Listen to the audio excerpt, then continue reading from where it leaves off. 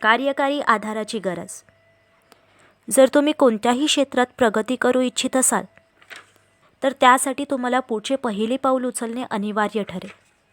तुम्हाला एक सार्वत्रिक उपयोगाचा कार्यकारी आधार वर्किंग बेसिस शोधावा लागेल. तुम्ही तुमच्या अचेतन मनाच्या शक्तीचा वापर करण्यात कुशलता प्राप्त करण्याआधी तुम्हाला त्या शक्तीची तत्त्वे, सिद्धांत समजून घ्यायला हवेत.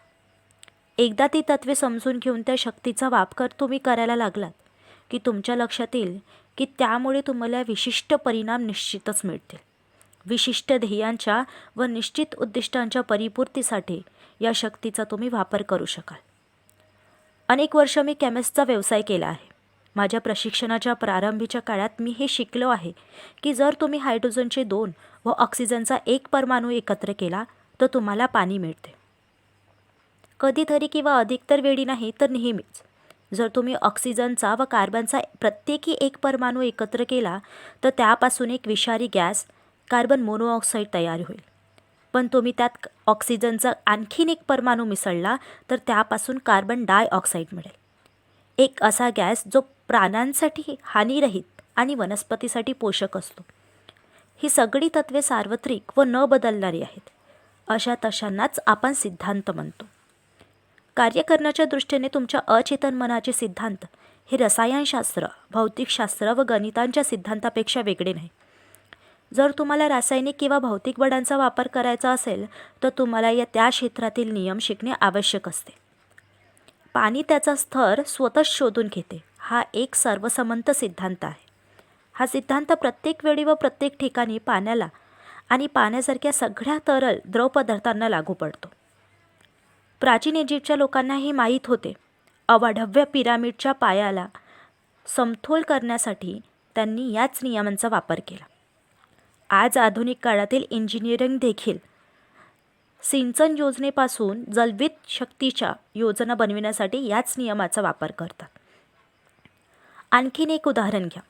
उष्णतेने पदार्थ प्रसरण पावतात हे कोणत्याही वेळी, कोणत्याही परिस्थितीत, कोणत्याही ठिकाणी सत्य आहे. जर तुम्ही लोखंडाच्या तुकडाला तापवले तर तो प्रसरण पावतो. मग ते लोखंड चीनमध्ये असो, इंग्लंड किंवा भारत असो किंवा पृथ्वीभोवती प्रदक्षिणा घालणाऱ्या अंतरिक्ष यानात असो. पदार्थ उष्णतेने प्रसरण पावतो हे एक सर्वव्यापी सत्य आहे. तसेच हेही एक सर्वव्यापी सत्य आहे की तुम्ही तुमच्या अचेतन मनावर जी छाप टाकता ती परिस्थिती, अनुभव आणि घटनेच्या रूपात व्यक्त होत असते. तुमची प्रार्थना फलीभूत होते कारण तुमचे अचेतन मन एक सिद्धांत आहे आणि सिद्धांत म्हणजे माझ्या मते एखादी गोष्ट कशी कार्य करते ती पद्धत. उदाहरण, विजेचा एक महत्त्वपूर्ण सिद्धांत आहे की विद्युत ही उच्च क्षमतेपासून निम्न क्षमतेकडे वाहते. जेव्हा तुम्ही विजेचा दिवा लावता किंवा विजेच्या शेगडीवर स्वयंपाक करता तेव्हा तुम्ही हा नियम बदलत नाही तर तुम्ही या नियमाचा वापर करता. निसर्गाशी सहकार्य साधून तुम्ही असे आश्चर्यकारक आविष्कार व शोध लावू शकता जे मानवतेसाठी असंख्य वरदानरूप ठरू शकतात. तुमचे अचेतन मन एक सिद्धांत आहे. ते विश्वास या नियमानुसार कार्य करते.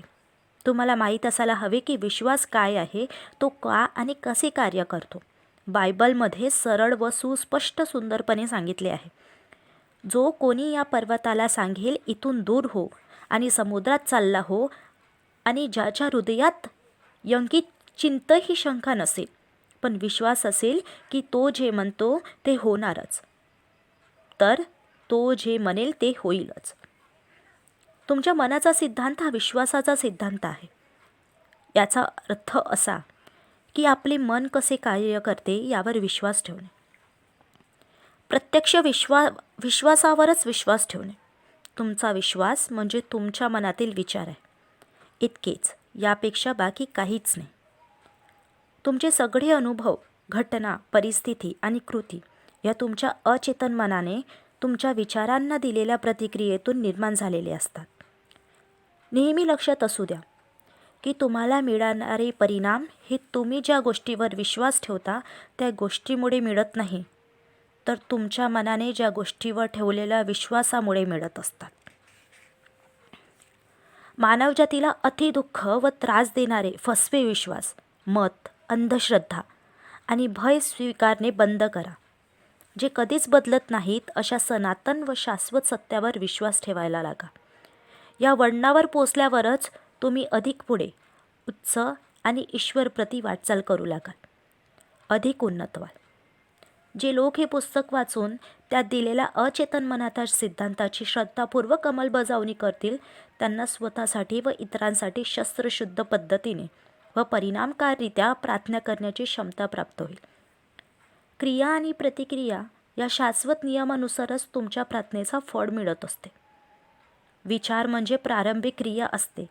त्या विचाराला मिळालेली प्रतिक्रिया म्हणजेच तुमच्या अचेतन मनाने दिलेला प्रतिसाद असतो, जो तुमच्या विचारांशी सुसंगत असतो. तुमच्या मनात सुसंवादिता, आरोग्य, शांती आणि सद्भावाच्या संकल्पना भरून वाहून जाऊ द्या आणि मग तुमच्या जीवनात चमत्कार घडायला लागतील.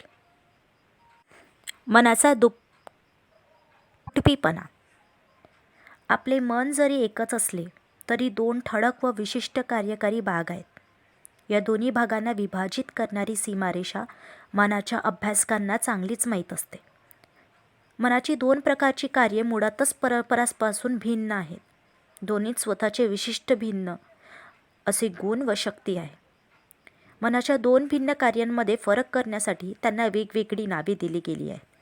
यामध्ये वस्तुनिष्ठ व व्यक्तिनिष्ठ मन, चेतन व अचेतन मन, जागृत व सुप्त मन, वरवरचा व खोलवरचा अह किंवा स्व, स्वैच्छिक व अनैच्छिक मन, पुरुष आणि स्त्री मन आणि इतर अशा अनेक नावांचा समावेश होतो. त्यांना दिलेली नावे काहीही असोत, पण त्या नावावरूनच त्यांच्या दोन विरोधी कार्याचा अंदाज येतो. या पूर्ण पुस्तकात मी मनाच्या या दुटप्पी स्वभावासाठी चेतन व अचेतन ही नावे वापरली आहेत. जर तुम्हाला दुसरा शब्द सोपा वाटत असला तर तुम्ही तो वापरू शकता. महत्त्वाचा आरंभबिंदू हा आहे की मनाचा या दुटप्पी स्वभावाला ओळखणे व मान्य करणे. चेतन आणि अचेतन मन. आपल्या मनाची ही दोन प्रकारची कार्ये समजून घेण्याचा एक मजेशीर मार्ग म्हणजे तुमच्या मनाला एक बगीचा समजा. तुम्ही त्याचे माळी आहात. दिवसभर तुम्ही तुमच्या अचेतन मनात विचारांचे बी पेरत असता, पण अधिकतर वेळी तुम्हाला याची जाणीवच नसते, कारण ती विचारबीजे तुमच्या सवयीच्या विचार प्रक्रियेवर आधारित असतात. तुम्ही तुमच्या अचेतन मनात जे जे पेराल त्याचेच पीक तुम्हाला तुमच्या शरीरात व परिस्थितीत काढावे लागेल. कल्पना करा की तुमचे अचेतन मन अतिशय सुपीक जमिनीचा पट्टा आहे, ज्यात कोणत्याही प्रकारचे बी अंकुरित होऊन वाढीला लागेल, मग ते चांगले असो का वाईट. जर तुम्ही काटे पेराल तर तुम्हाला द्राक्षे मिळतील. जर तुम्ही रानटी झुडपं लावतील तर अंजिराचे पीक मिळेल. प्रत्येक विचार एक कारण आहे आणि प्रत्येक परिस्थिती एक परिणाम आहे. म्हणूनच ही गोष्ट अत्यंत महत्त्वाची आहे की तुम्ही तुमच्या विचारावर ताबा ठेवावा. अशा रीतीनेच तुम्हीच निर्माण करू शकता अपेक्षित परिस्थिती. आत्ताच तुमच्या अचेतन मनात शांती, आरोग्य, योग्य कृती, सद्भाव आणि समृद्धीच्या विचारांची पेरणी करायला सुरुवात करा. या गुणांच्या बाबत शांतपणे आणि पूर्ण विश्वासाने तयार करा. तुमच्या चेतन व तर्कनिष्ठ मनात त्यांचा पूर्णपणे स्वीकार करा. नेहमी या अद्भुत विचारांचे बी तुमच्या मनाच्या बगीच्यात पेरत चला आणि मग उत्कृष्ट पीक कापणीसाठी तरारून येईल. जेव्हा तुम्ही योग्य रीतीने विचार कराल तेव्हा तुम्ही सत्य समजून घ्याल. जेव्हा तुमच्या अचेतन मनात पाठविलेले विचार सृजनात्मक, सुसंवादी आणि शांतिमय असतील तेव्हाच जादू ही कार्य करणारी तुमच्या अचेतन मनाची शक्ती त्या विचारांना प्रतिसाद देईल.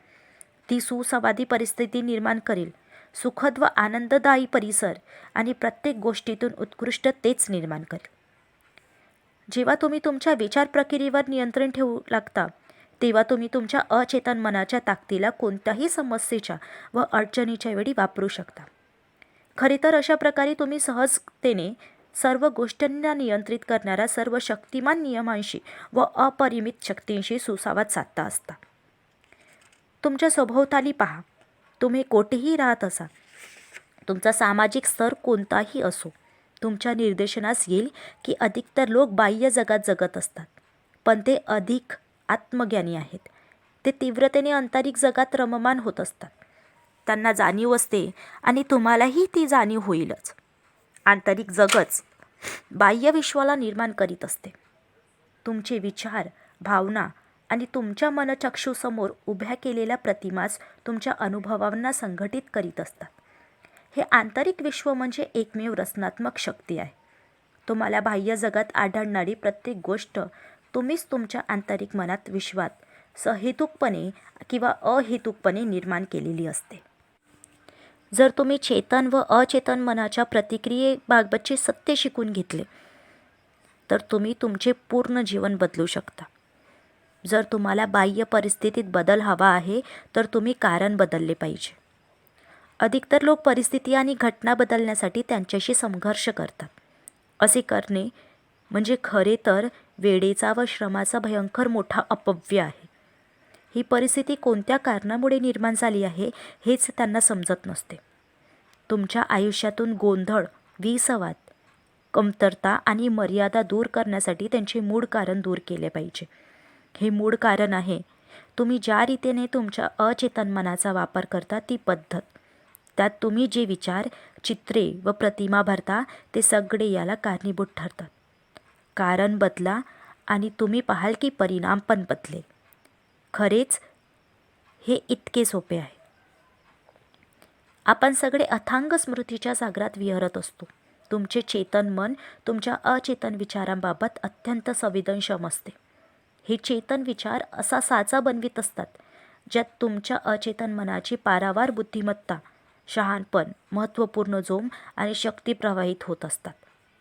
जर तुम्ही या चेतन विचारांचा साचा सकारात्मक दिशेने आकारलात तर त्यात प्रवाहित होणारी अचेतन मनाची अपार ऊर्जा तुमच्या अधिकाधिक लाभासाठी वळवता येईल. या पुस्तकातील प्रत्येक प्रकरणात अचेतन मनाच्या नियमांना कसे लागू करायचे याबाबत मजबूत आणि विशिष्ट उदाहरणाचे पुरावे दिलेले आहेत.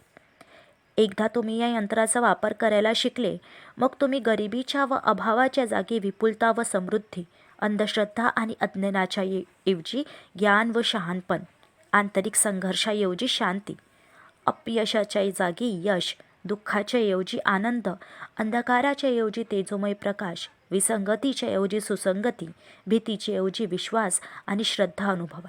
यापेक्षा अद्भुत वरदान दुसरे कोणते असेल? बहुतेक महान शास्त्रज्ञ, कलाकार, कवी, गायक, लेखक आणि संशोधक यांना चेतन व अचेतन मनाच्या कार्याची प्रगाढ समज असते. या ज्ञानापायीच तर त्यांना त्यांचे उद्दिष्ट गाठण्याचे बळ असते. एकदा महान ओपेरा गायक एनरिको कॅरुसो हे स्टेजवर येण्याच्या भीतीने ग्रासले गेले. भीतीमुळे त्यांच्या गळ्याचे स्नायू आखडले गेले. त्यांना स्वरयंत्राला जणू पक्षाघात झाला. ते निकामी झाले.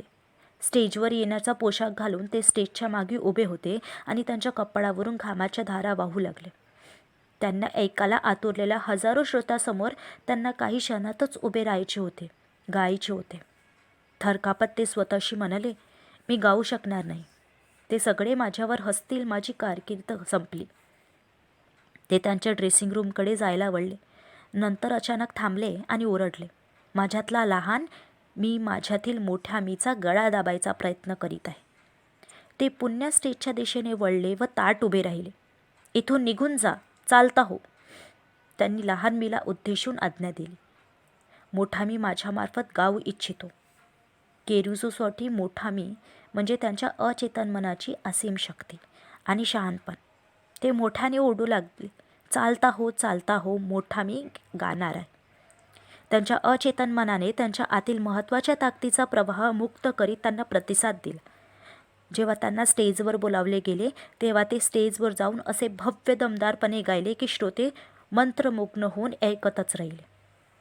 तुम्ही या अगोदर जे शिकले आहात त्यावरून तुमच्या लक्षात आले असेल की केरुसोला मनाच्या या दोन पातळ्या माहिती होत्या, चेतन किंवा तार्किक आणि अचेतन किंवा अतार्किक.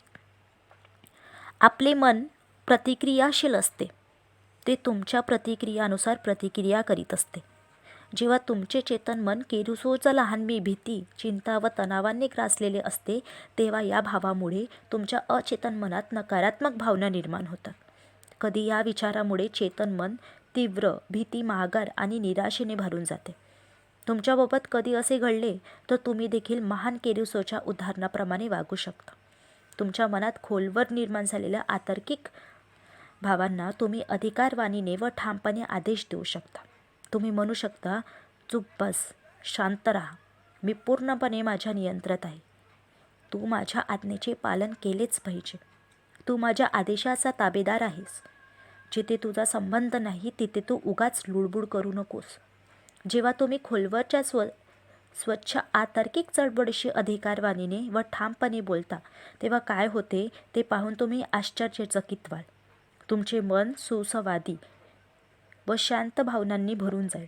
तुम्ही या मनाला अचेतन किंवा व्यक्तिनिष्ठ मन म्हटले जाते.